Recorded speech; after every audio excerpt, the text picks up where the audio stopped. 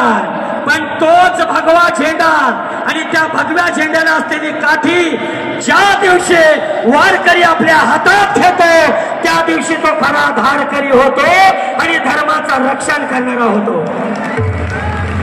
आणि म्हणून असाच भगवा परिधान केलेला एक महात्मा या पडगाळ कुंभेरी नदीजवळ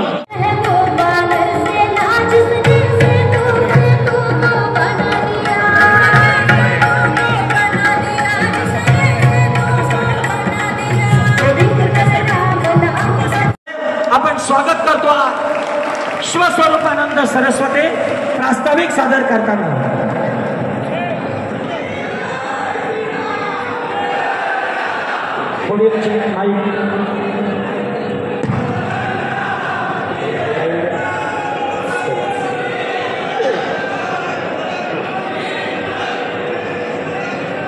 आणि भारतानंद सरस्वती यांनी एक पद केला की मी संन्यास घेईन आणि ज्या पालघर डवार डहाणू या परिसरामध्ये साधू सुरक्षित नाही मी त्या ठिकाणी जाईन, तिथे गेलो तरी चालेल पण तिथल्या भूमीमध्ये नवनागाचा प्राण भरेल, 32 हत्तीचं बळ भरेल आणि त्या ठिकाणी काम करेल। म्हणून त्या दिवसापासून त्यांनी वारकरी वेश धारण करायचं सोडून दिलं आणि भगवा वेश धारण केला।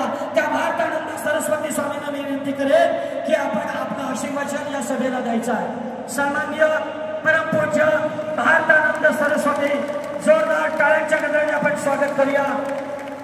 जय श्रीराम।